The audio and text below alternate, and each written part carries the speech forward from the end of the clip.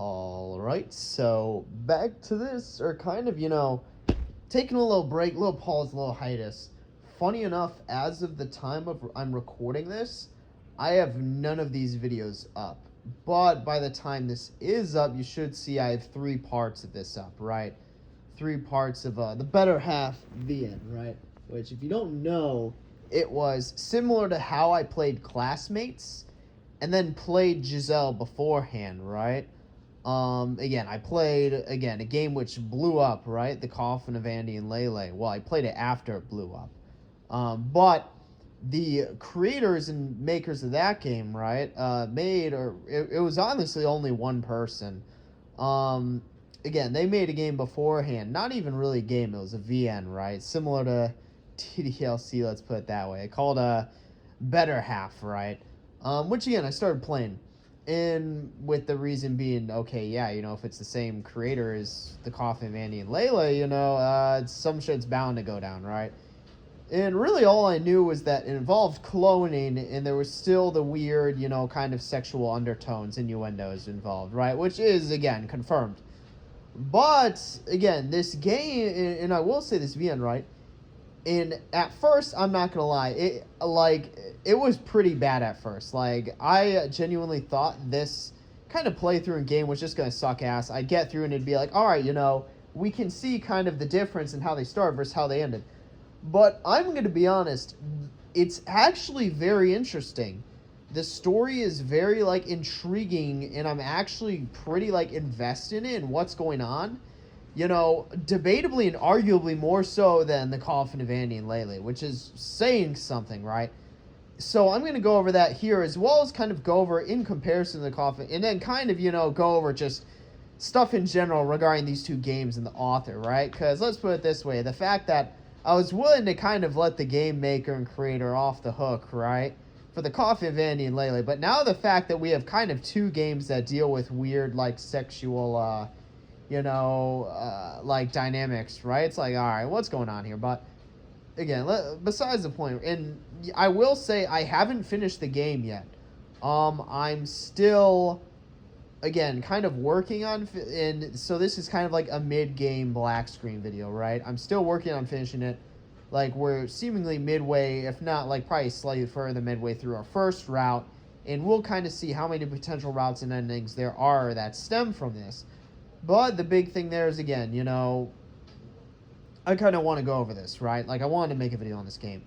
So, there's that, right? And, again, let's just get into it. So, probably the one thing obviously, probably the most, I'd say, intriguing and interesting part of the game is Theo, right? Again, just the whole nature of the whole split, because I mentioned this even in my playthrough. I feel like the idea of sort of split personalities, if not just a split soul, right, is a very interesting and unexplored and underutilized concept, right, in media.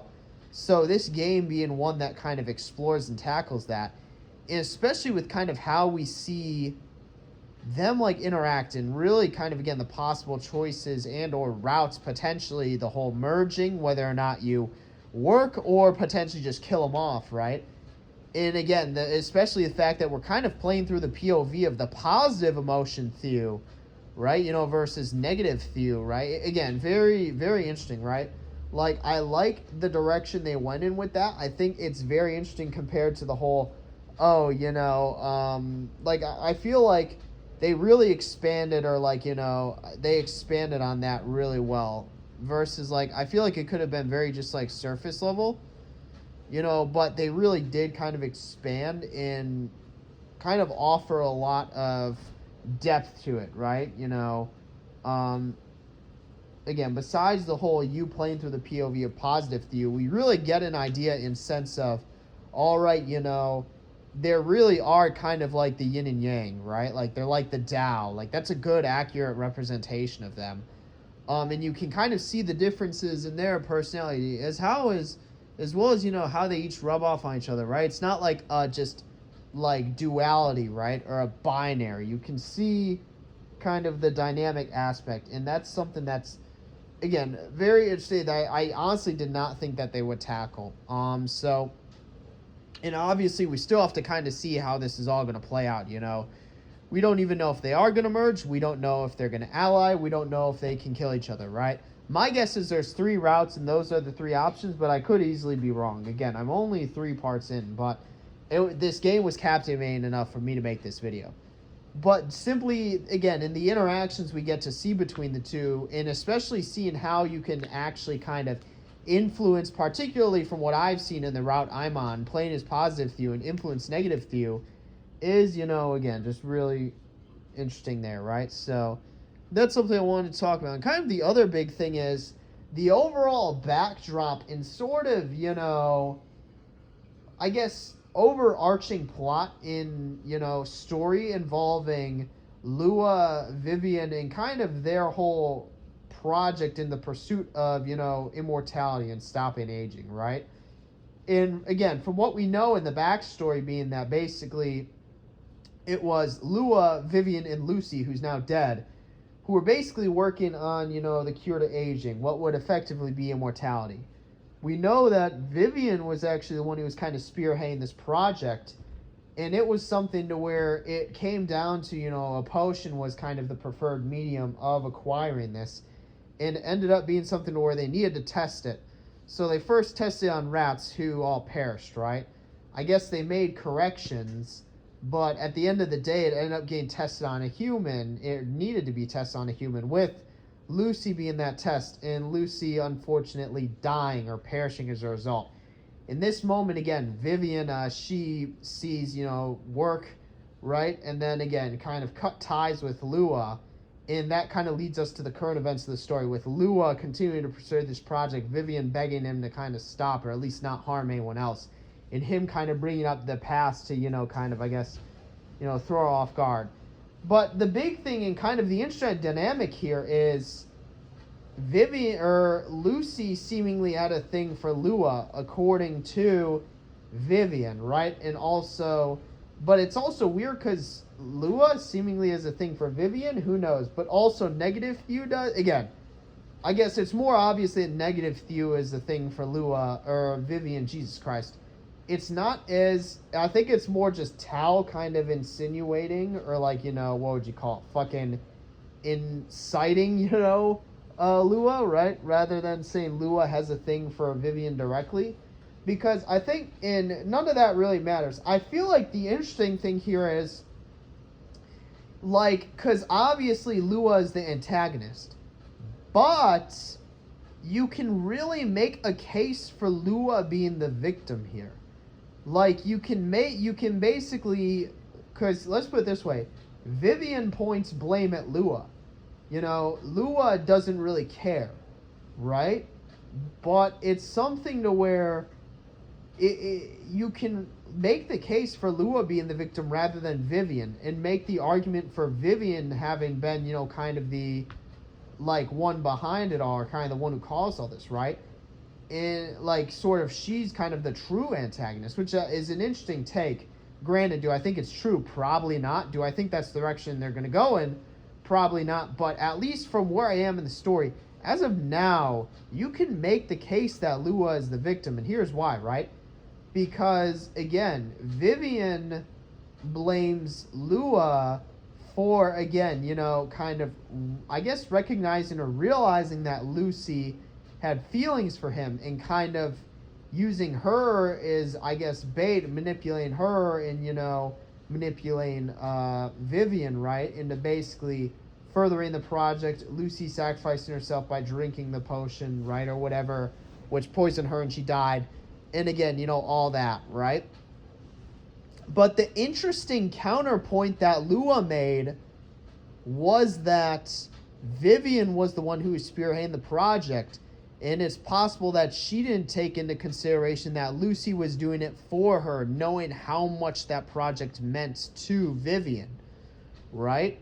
With the potential being, again, maybe Lua did or did not know that Lucy had feelings for him, but if that was something to where he did, and he, I don't want to say even necessarily didn't reciprocate, but at least, you know, cared for her enough, right? That would be something that would impact him tremendously, her dying. to the point to where he wouldn't really care about anything else, especially if Vivian tried to put the blame on him and cut ties and leading to him, I guess, just continuing the project anyway, out of spite, or just really more so he just doesn't care. There's nothing else. The question is whether, because since he is the antagonist and he just genuinely does not care, right? Was he that way? Was he always that way, or was he that way after Lucy died? That's the real question. Because that determines whether or not he's the victim or whether or not Vivian is. Because again, we don't know. Granted, I think the story is going to get told? Maybe. But it is an interesting kind of take or, approach, right? Or sort of outlook or perspective. Like, all right, can you make the case for Lua being the victim here? You genuinely can. Basically, you need to hold the perspective that, all right, Vivian spearheaded it. Whether it be out of ignorance or arrogance, she knew that Lucy knew how much the project meant to her. And in her hastiness, kind of, again, between testing on animals not being complete, right? Lucy ended up testing and dies as a result. And again, ended up cutting ties with Lua, blaming it on him, when in reality, he was just kind of along helping. Lucy had feelings for him. He cared for her, even if maybe he did or did not reciprocate back. Again, died. Vivian blames him, so he's actually the victim here and just stops caring. And what goes on to continue, right? Really just, again, if not out of spite, just not caring. And I feel like, again, because Vivian was the one kind of getting emotional about it, with Lua being, just again having that doesn't really care mentality.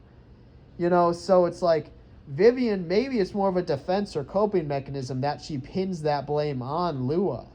Especially since, let's put it this way, right? At the end of the day, they're both like magicians who is, I guess, seemingly a normal practice. Vivian has this beef and kind of says like, oh, Lua's like this like thing, right? Whatever, right? But it's not like, I guess a certified or cemented, it's not like he's known for that, right? Or he's known as that way. And again, Lua did, to be fair, just basically, to be fair, he did what Theo wanted, I guess, and he didn't. The only repayment he actually made Theo do was, again, test the potion, which we know he continued his project and quest towards immortality, which, at least as of now in the story, still hasn't impacted Theo yet. I'm going to be honest, I'm kind of defending Lua hardcore, but I'm going to feel stupid if the story continues on and, he's actually, kind of the villain. But part of, and again, right, kind of taking this back, and what interests me here is, at least as of this point in the story, you can genuinely make the case for Lua being the victim. And I feel like that's an interesting take, and something that, even if he ends up being the villain and, actually is the one behind it, I still appreciate that it wasn't as obvious and apparent, right? And I guess that's going to end that there. And kind of the third thing I want to talk about is the creator of the game, right? Because let's put it this way. Part of the reason why the coffin of Annie and Lele blew up was because of, again, the incest factor, right? Just the nature of that. And that was something where I played the game. I enjoyed it. They didn't portray incest in a good light. The protagonists are horrible people. They're terrible people. Andrew and Ashley are abysmal, human beings. And they deserve each other for that, right? Take them two off the market. But, it doesn't portray it in a good light because they're not good people. And I was willing to stick my, head out and, defend the maker there. But, and this is kind of the issue, in this game, there were some weird sexual undertones, innuendos between happy, or positive Theo and negative Theo. Granted, do I think a sex scene happens in the game? No. And if it does, that would be crazy. But the fact that there's those weird innuendos and undertones in this game too, in kind of dynamics between a clone, And now we see it in the coffin of Andy and Lele between siblings, right? This is the second time there's these weird sexual undertones, innuendos, and dynamics between two very abnormal characters in two separate games. So the question that needs to be raised and asked is, maybe, the mod maker is just kind of a weird person, and they're into that stuff. I'm not going to accuse them, but I am saying it doesn't help their case when this is something that happened 2 games in a row, right? But it does, bring that into question, and I am less willing to stick my head out and defend for them given that. But it is something to where, who knows, right? I guess we'll see. We'll only really see when I continue and finish this game. Again, I'm only partway through, and I am curious to see how the game's going to wrap up. But I guess we'll see once we reach that point. But yeah, with that, I don't really have anything else to say for this video. So, yep, that's it for this one. See you in the next one.